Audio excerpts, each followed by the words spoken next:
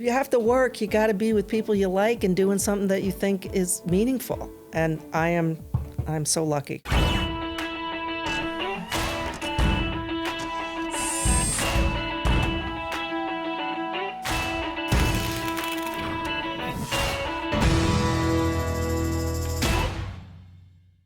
Just a quick reminder for you to like, subscribe, and rate this podcast so we can get your feedback and know how to make it better. Hey, it's Ari. Welcome to another episode of the Made in America podcast.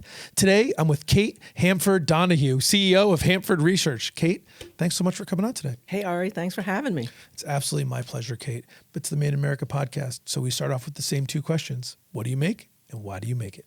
Oh, we make the coolest stuff. I got to tell you. We make chemicals, There you go. specialty chemicals, which is kind of like what? But everything you touch, everything you hold, you sit in, you walk on, has chemicals in it. Mm-hmm. We make really specialized ones for big companies who don't want their IP to go anywhere else. They need a US-based company with very strong standards and quality and safety records to make their materials so that they can make their products to go to their customers. And we've been doing it for 40 plus years. My dad founded the company. He was a chemist, and I took it over about 17 years ago, and I've never had more fun in my entire career. Is that right? So the fun, is that why you do it? It is. It's fascinating, the kinds of things we get to make. So if you've had, my dad was very opportunistic, I will say.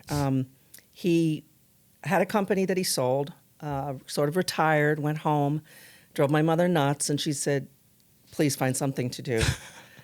And he still had relationships with a number of the companies that he had worked with before. He had an NDA, so he couldn't make those same materials, but he went back to their technical folks and said, do you have anything else you need made by somebody that you trust? And they said, as a matter of fact, yes. So we got into the dental composite material area. So if you had a tooth-colored filling, a bunch of the materials used to make that, the adhesive, the tooth itself, and when they shine that blue light on there to harden it, that's all ours. Really? Uh-huh. Super No cool. kidding. Yeah, super cool. Oh, wow. We make things that go on coatings of all kinds, whether it's a release coating, if you've ever seen a sheet of labels and you peel a label off and there's that shiny paper underneath, so the label comes off. But the thing that doesn't keep it keeps it on the paper, but it doesn't ruin the stickiness. So it's called a release coating. We make that. God, somebody has to. Somebody has to. We make a number of materials that go into printed circuit boards and semiconductors. So all of Apple technology. iPhone, so sure. any Apple product you have, our material's been used to make the printed circuit boards and semiconductors in there. No kidding. Yeah. That must be pretty cool. Just kind of going around the world and seeing your stuff sort of everywhere, even in a place where it's almost like a little bit of a secret, because no one would know probably, but you know. And we're like the magic fairy dust that goes into our customers' formulations. So very little of what we make, but it's, again, very important to the functionality of the material in the end. And then we're also getting pretty big into the 3D printing arena, which is like the wild frickin' west. Is it really? Is awesome. The kinds of things that people are doing with 3D printing now is literally amazing. And photoactive chemistry is sort of the core of our, so light-activated curing. And that's what's happening, and that's how 3D printing works, is it's laying a layer down and curing it. Is like laser sintering? Is that a different? I don't know. Okay. Don't know what laser sintering No problem. is. But it's layer upon layer, and you have to cure it very quickly. So there has to be something in the material that is going to be activated with light to harden, and yet still have all these other properties that you want to have in the whatever it is you're printing. So there is an enormous amount of research going on in everything from medical devices to, airplane parts. They're even talking about like sort of nanoparticle 3D printing, which would be for like things going into in your body. Or yeah. whatever, So, but just like Invisaligns, right? Those are 3D printed. Yep. Because you're just taking a mold and molding a picture. Yeah. and getting it to where you want it to be. So there's just people have no idea like how cool chemistry is and how many cool things are made by U.S. companies in Connecticut, doing cool things that matter for everything that we have around us. And I had no idea. I mean, my dad was in this business, and I worked in his first business in the summers when I was in college. Was his first business also, it sounds like it was also a chemical business. Yes. So I would be typing on the Selectrix typewriter with the carbon paper, pricing things. And I remember, you'd look, there'd be a list of ingredients and how much went into a batch, and I'd have to multiply the price of the material by the volume and then add it all up. And we were not allowed to use calculators. I had to do this all by hand. And not being very interested is the point. Fast forward to 2007, he's been diagnosed with bladder cancer. Takes a real turn for the worst, and he says, somebody from the family has to take this over, and you have the most business experience. And I'm like, oh shit. Where were you? So let's unwind. So your dad started Hampford Research in 1982? Yep. And you him on in 2007? Yep. So just a minute or two between 1982 and 2007. So you weren't working in the business at that time. What were you doing? I was in the cable television business.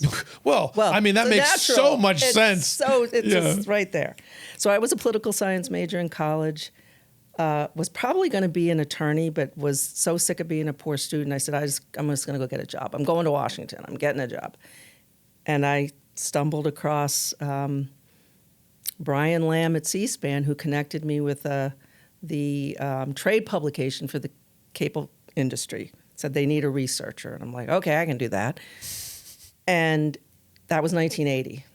This was the summer that CNN and MTV launched. Yep. With people saying, nobody wants to watch music. Yeah. And who wants, there's not enough news for 24 hours a day. Well, there might not be actually enough news for 24 hours a day, but that's not going to stop the stations, And I caught the wave of this industry when it was literally exploding. Yeah. And I was working at a company where you were supposed to know, even though I was a researcher, I wasn't a writer, you were supposed to know what the issues were, who the players were, both companies and people, and how everything fit together. And it was a really young industry. So if you were willing to work hard, the sky was the limit. Mm-hmm. And I was in a lot of right places at the right times. I moved on I worked for a company that provided computer software via cable television way before its time. Way before its time. We didn't make it, but the startup experience was valuable. Yeah. Then I went to work for C-SPAN, which was a fantastic place to work, and was there. The C-SPAN channel that everybody makes fun of. Yeah, yes, exactly. I was going to say knows and loves with a wink, but knows and loves. Sure. Fabulous place to work. You liked it. I loved working there. And then I went to American Movie Classics, AMC. Oh, wow. When they were really just doing classic movies. This is pre-Mad Men, some of their more famous series. But that was a blast because I got to meet all these old movie stars and do all that sort of stuff. Then I started having kids, and I shifted over into recruiting for the industry and doing consulting. And then that's when my dad... So you really never even, you got started in sort of the cable TV business at its infancy, really. I mean, I remember the launch of MTV and how new it was. And so you kind of rode that whole wave. And then you sort of find yourself sitting around and your dad calls and says, Kate, you have the most business experience. Come and take over this business. And there was no other, it was a family-owned business, what we were going to do. And I'm like, okay. And I go in there and... Were you living locally? Yeah. Okay. I was living in Trumbull. The business is in Stratford. And my plan was, okay, we had two sites. The offices in the main production facility was in one location, and the other location was mostly a warehouse, but it had plenty of room for us to just move everything over there. It was a little more secluded. I thought, well, we're just going to move. We're going to move to this other location, and then we'll sell it. Well, I quickly realized that nobody in the company had a clue about how to move it, and not a clue. They were telling me it was going to cost $2 million to move the whole thing over, and even I knew that was ridiculous to move 25 reactors and pieces of equipment and all the piping and. I mean, there's all these things you have to do to heat and cool these big. My people laugh at me because I always use cooking analogies just to annoy them. So I was like a big KitchenAid mixer. which is what they look like inside, Okay, honestly. got it. But they have, they're insulated, so you can heat and cool them, and you can pull, evaporate solvents off the top, blah, blah, blah. But even I knew that moving this with $2 million was not going to be the case. And then It would be a lot more. like 20 million. Got it. Yeah. So, I mean, moving, Which we didn't have, moving a giant KitchenAid is Yeah, not like moving a mini KitchenAid. No. Much more expensive. Much more Got it. complicated. Okay. Then the recession hits, and we're I didn't we're think about hammered. that. Like we get hammered, and I'm like, well, I'm really going to have to like dig in here. And I had also realized that my dad had some early Alzheimer's, or was not totally on top of things, and there were 1 or 2 employees that were taking advantage of him, and we were not making money. And I'm like, if I don't correct the course here, this thing's going to go out of business. Like, we're just going to crash. So when you first came in, so you get the call? Do you quit your job? Well, I phased out my consulting stuff. You did. And said, okay. And the greatest thing my dad did, well, among other things, but this is one thing I really appreciated. In the cable industry, your ability to move up and get promotions was determined by how many hours you put in. That's it. It was a pretty strong. It was an effort. It was an effort meritocracy, but not so much of a result. Really young industry, so there was a lot of people. Like, we were comparable with computers. Like, if you got in then in the early '80s, there was so much opportunity. You put the time in. You're willing to work hard. Relatively smart. You could go places. I mean, I was a senior vice president when I left AMC. My dad was home every night at 5:30. To mix drinks for him and my mother, and we sat down to dinner at 6 o'clock. I had never worked a job where it was done at 5, ever. That was part of the reason why it worked, because I had one kid in high school, one in middle school, one in elementary school, and I was like, how am I going to be, like, still the kind of, I was never a stay-at-home mom. Right. I need too much day-to-day, sort of self-satisfaction to do that. But I couldn't be working until 7, 8 at night if that was the culture. My dad had created a culture. I mean, he was in at 7:30 every morning, and he left at 5, which is the model that I copied. Worked for you. Because the plant guys are in early, and I like to go around and see them every morning, talk to everybody. He had set that whole part of the organization up, I think, really well, so that I could still be home and with my kids at night with some reasonable amount of frequency. So just dug in. I had to pull everything apart. The other thing was that he was a chemist. He had been manufacturing his whole life. He just knew how that kind of company is supposed to be run. And I have no idea. So if something You're like, went where's wrong, the subscriber list? Yeah, exactly. So if like a batch got messed up, he would have gone around and talked to everybody separately. The guy that made the batch, his head, his technical director, his head of engineering, somebody in QC. And they were all covering their ass, right? It wasn't me, it was somebody else. Well, I can't do that, and then he could assess who was telling the truth and who wasn't. I couldn't. I get everybody in the same room. Right. And start asking questions. And it's a lot harder to accuse somebody else when they're standing right there. Yeah, right? exactly. So I realized, this culture is going to have to completely change for this to work for me, right? For me to be able to take it in some positive direction, which is a hard thing to do. I mean, it takes a while. But I had, meant some people left, some people I fired. Bless you. Thanks. But there's been enough of a core of people that have stayed. And over time, some of them got to the point where what I was asking for was more than they wanted or could do anymore. Change is a part of life. But there's still 4 people there that were there the day I started. And so when you got there, were you surprised at sort of the state of things? yeah, I was really surprised. Did you sort of think you were walking into, obviously it was a going concern, but you're walking into something that was sort of operating and you just had to sort of steward it? Yes, that's exactly what I thought. And you thought you were going to steward it for a little bit, sell it to someone who wanted to be in the chemical business, take care of mom and get back to the cable industry. Yep. So it turns out not so much. Not so much. So, and what state was sort of your dad in health-wise? I mean, you had mentioned his bladder cancer had gotten pretty far along. I just don't know how long was he with us. He only lasted 3 months from the time I started. Yeah. Yeah. So I was really on my own. You 3 months in, you're just realizing the KitchenAid mixer is a $20 million move, not a $2 million move. The business isn't operating the way it is. You don't know anything about chemicals, and you've just lost your dad. Yeah. Yeah. And my mom was already gone. So, so my brother, my youngest, so there's 5 of us. My youngest brother had worked there for many years. My dad had put him in charge. Didn't work out. My dad didn't really train him, and he had left.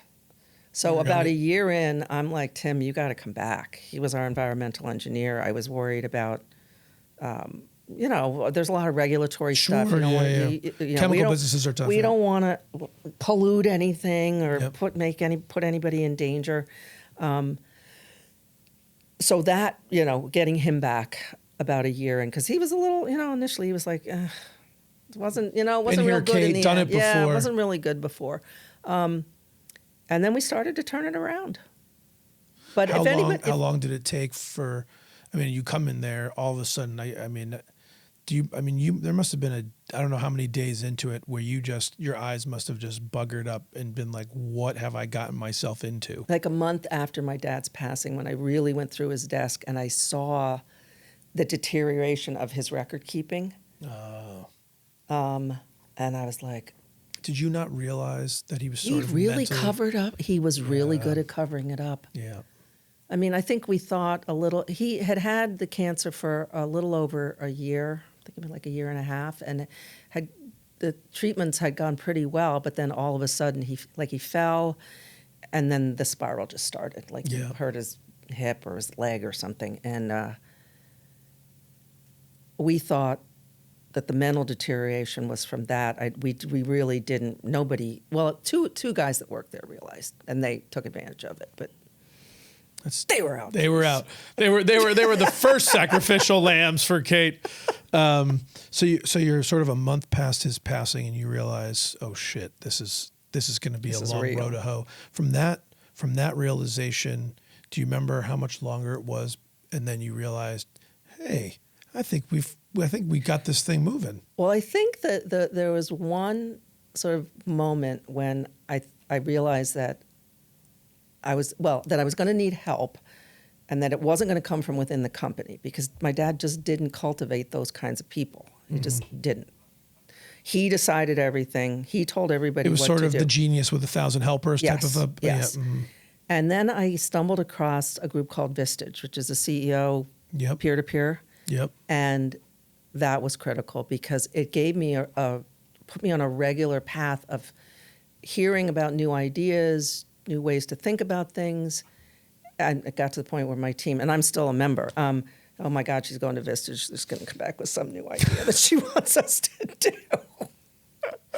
But all of the good ideas that I think that I've had, it forced me to continue to learn. Yeah. And I think those business groups, I was a longtime member of the Entrepreneurs Organization. Yep. And I think, first of all, it gives you the discipline to get out of the 4 walls of your business and have dedicated time to spend working on your business, not in your business. Yep. And everyone wants to do it, but you just need the discipline to do it.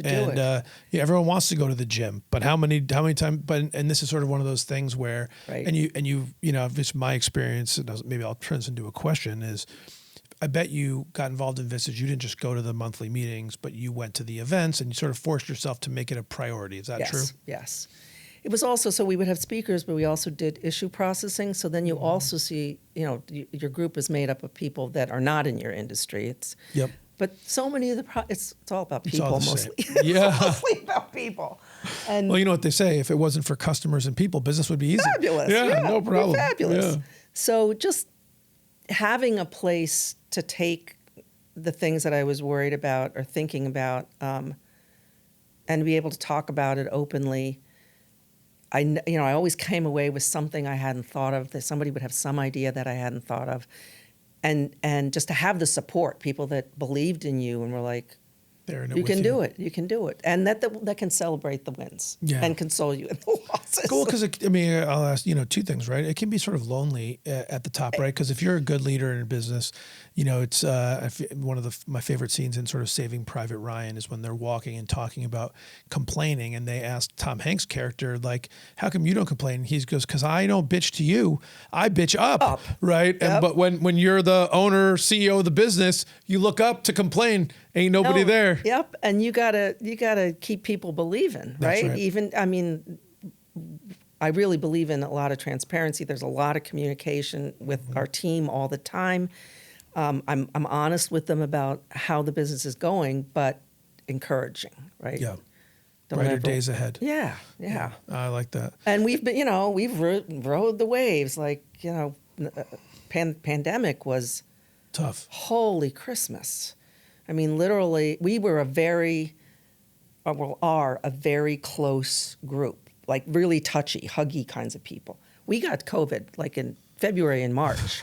Like, we didn't even, half the people we didn't know it was COVID, right? Right. We didn't even, and then when I got sick really early in March and they just started to have tests, and the thought of shutting the company, we were allowed to stay open because we're essential services, but I sent everybody that wasn't in the plant, maintenance, or the lab home.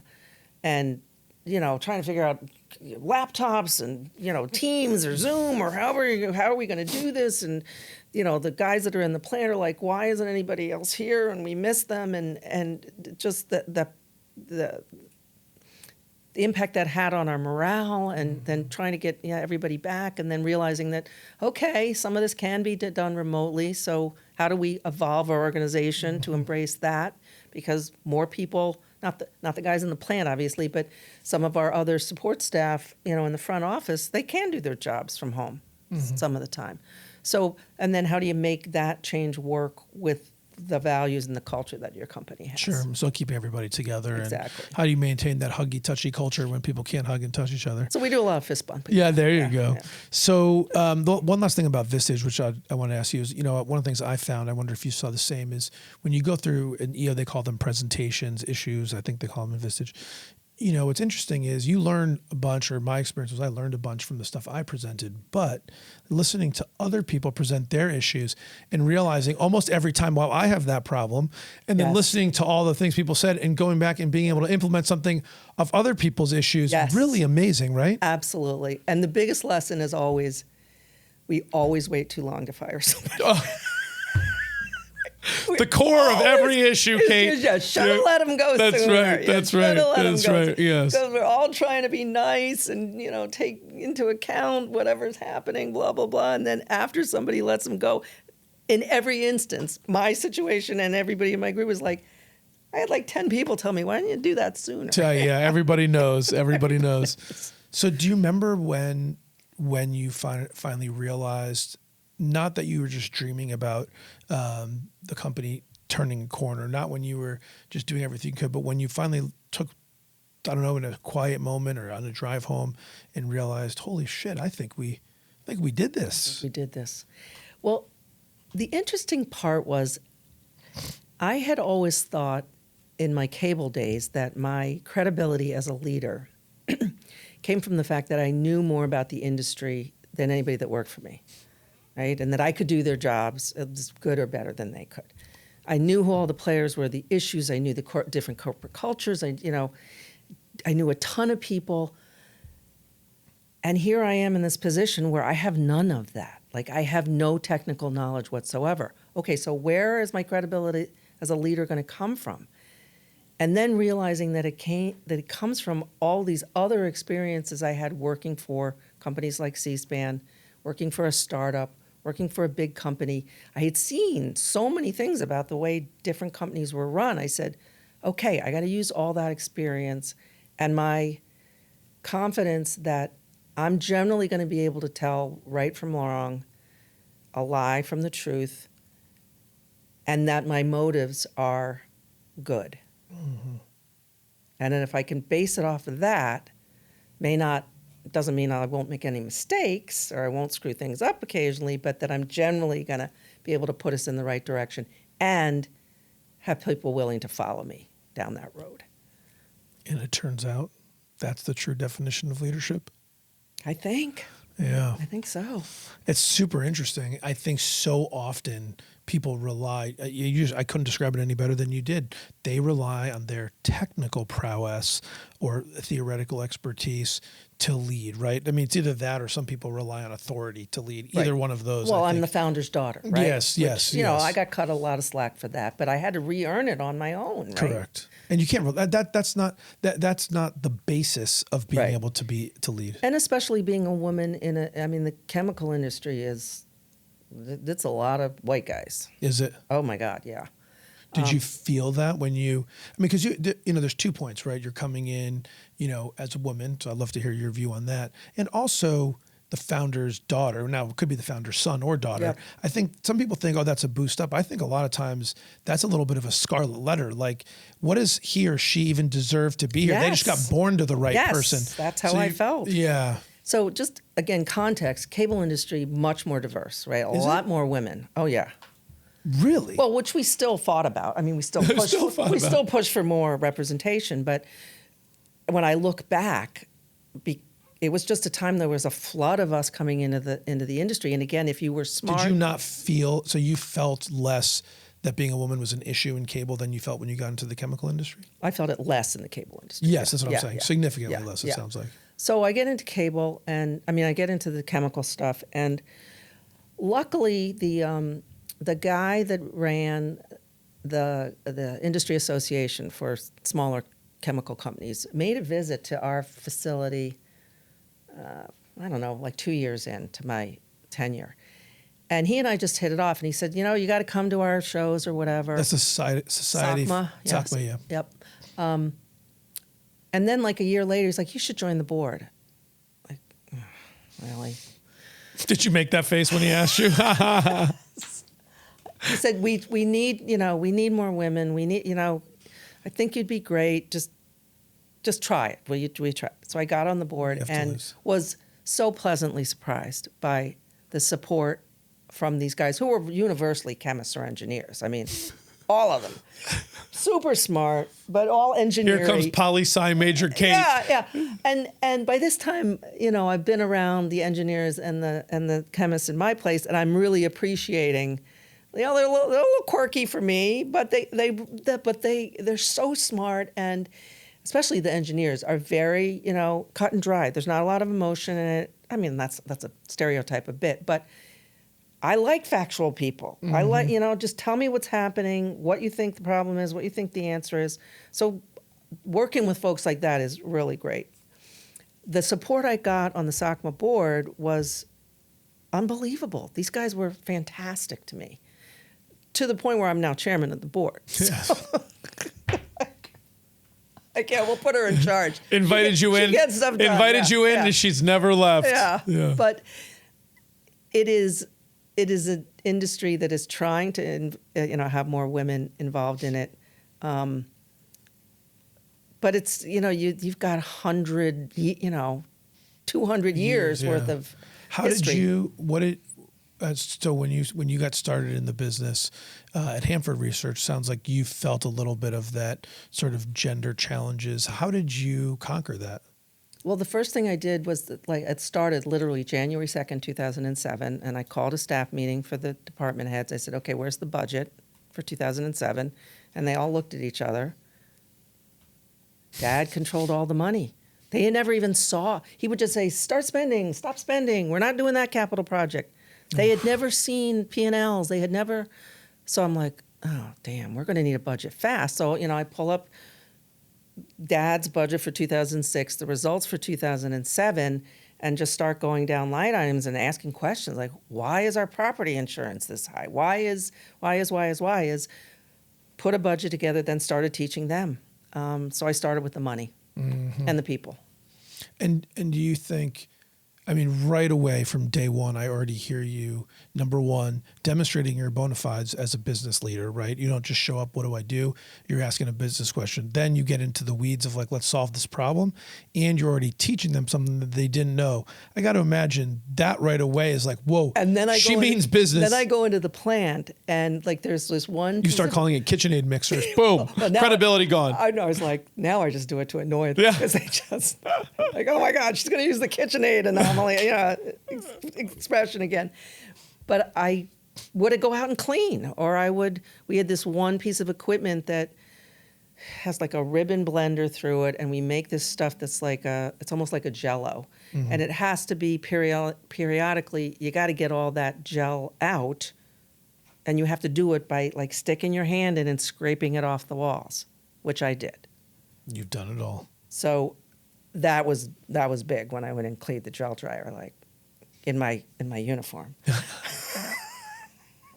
But I've shown that I'm willing. I'm willing to do the work, right? Yeah, They don't trust me to make any chemicals, but and to be interested in what they're doing, and we really believe in professional development. So making sure people are getting courses, or if they want to get a higher degree, we're going to support that. We try to be even more so now since the pandemic. Understanding people's personal situations as much as they want to reveal it, not pushing anybody, but I know everybody, the names of everybody's husbands, spouse, significant other, their kids, their dogs. We do a lot of food things. We're really into food. It's a great way to bring people together. Especially when there was definitely an office and a plant, and everybody else thing. So I was like, no, once a month, we're going to all be in the lunchroom together. We'll get a food truck, or we'll get food brought in, and we'll eat, we'll break bread together and have some fun, which we do. We really do. We do like Super Bowl. There's a Super Bowl wings and chili. Oh, nice. We do St. Patrick's Day. We bring in, big corned beef sandwiches. We do food trucks in the summer. We have like Halloween, we'll do cupcake decorating or pumpkin carving or whatever. Just fun things. Yeah, just activities to bring people together. And to get people to, because we also try really hard we do these assessments to understand how people operate and how they are, because you can't have a company that's full of all the same kind of people. No.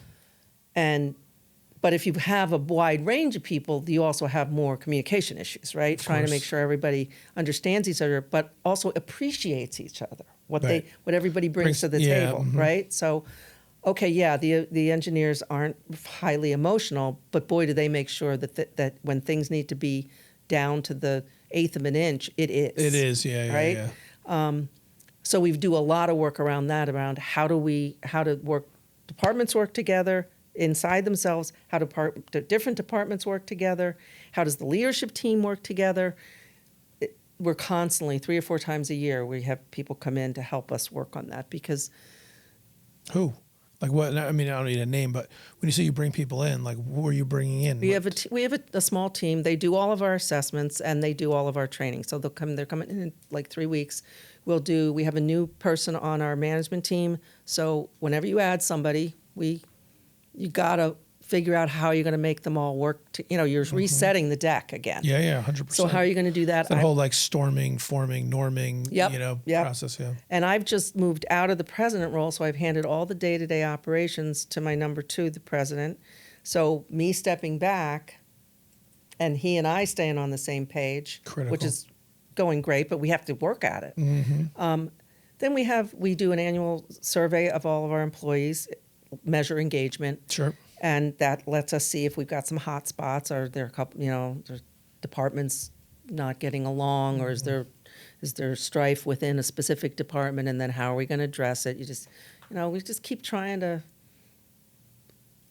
make people appreciate each other and understand that sometimes when something seems like somebody's reacting to you in a bad way, it may have nothing to do with what just happened, right? 100%. Be a whole other thing. Yeah, you don't even know what they're bringing the baggage from home or whatever. And we started doing these assessments with just the management team, and what we learned about each other, we're like, oh my God, this would be so great to know about our individual departments. So then we did everybody in the company, and then we're like, yeah, but when we hire new people, okay, well, when we make the decision to hire them, we'll do the assessment. Then we're like, that's too late.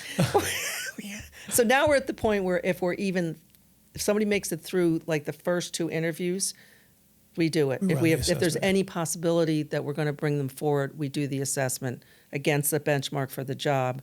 And our batting average has gone from under 500 to like over 800. Wow. In terms of finding the right people and them working out in the long term. If somebody was listening and thinking, wow, Kate's really made this great leadership journey and is listening to how well it's worked for you, and they were like, I'd like to maybe take a step forward on that journey. If you were going to start over again, how would you start? Like, what would you do to sort of start improving and building these muscles?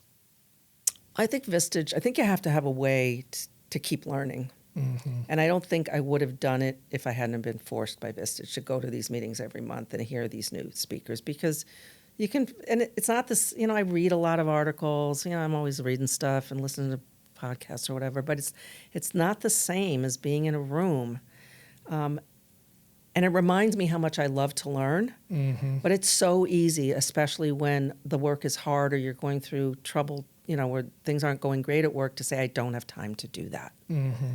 So making that time, I can't tell you how many of the speakers that we've had at Vistage, we've implemented something that they some new concept that they brought up.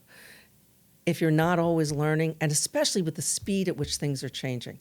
I mean, we are living in a time where there's more change in the last 50 years than there was in the last 5,000. It's unbelievable. It's insane. Unbelievable. I just actually, we were just doing hosted a webinar. We were talking about generative AI.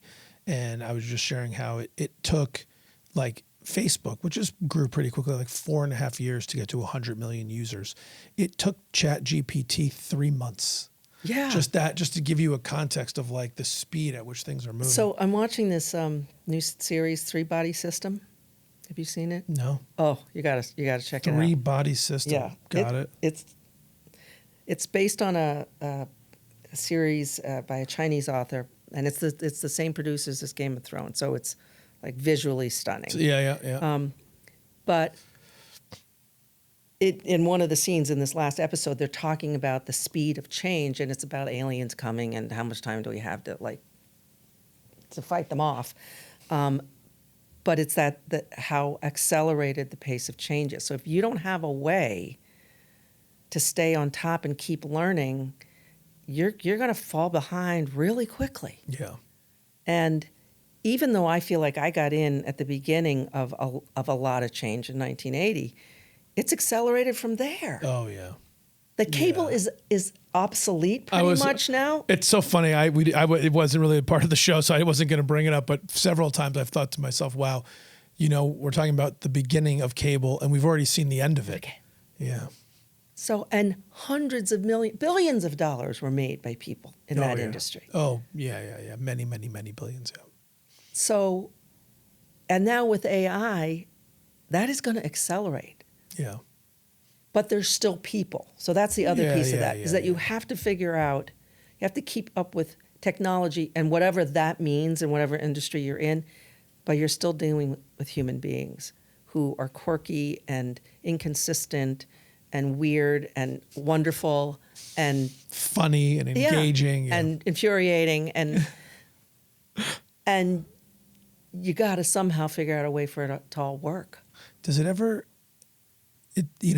surprise you how much you love what you do? If someone had told me in 2007 that I would still be here, number one, and that I would have loved this work as much as I have, I would have said, you are on crack. Like, there is no possible way you're on drugs.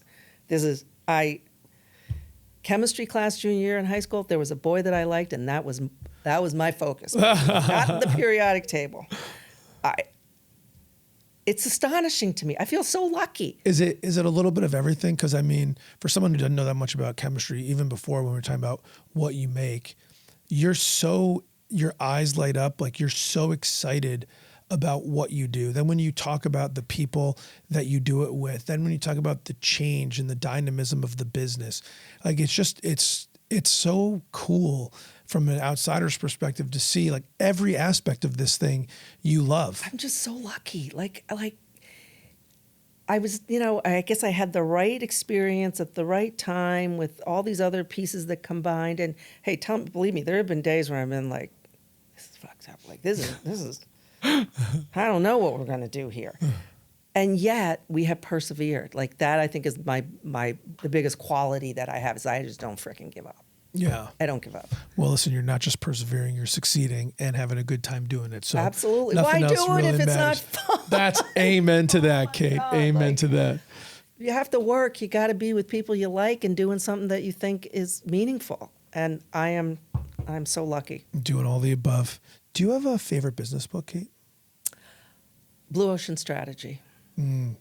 Got to get in that blue ocean. I like that a lot. You got to do it over and over again. Is the problem. Well, yes, every blue ocean becomes red eventually. Yes, exactly. So that's the one. I just came back to that again because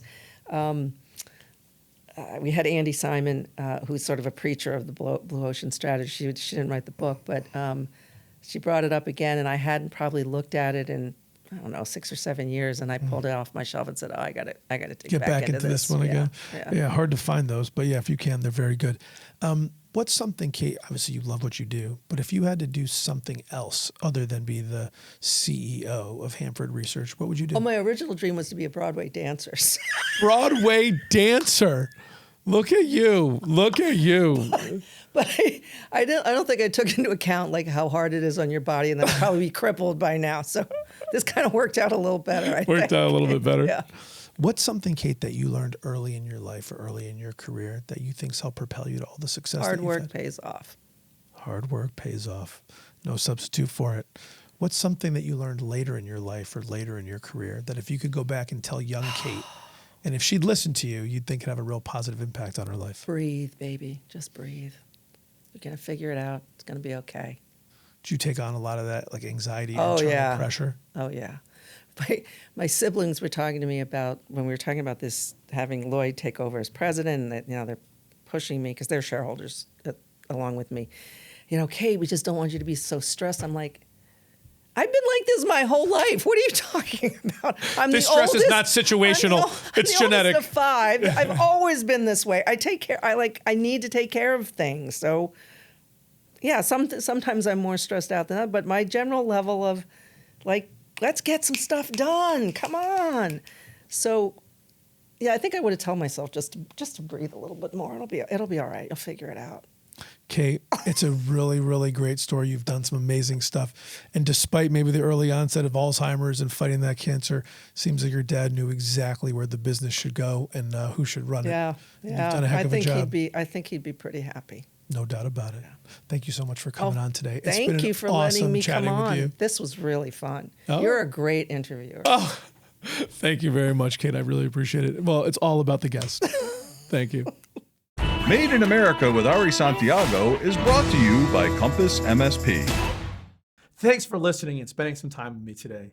My goal is to help build a strong manufacturing community, and it would be impossible to do without all of you.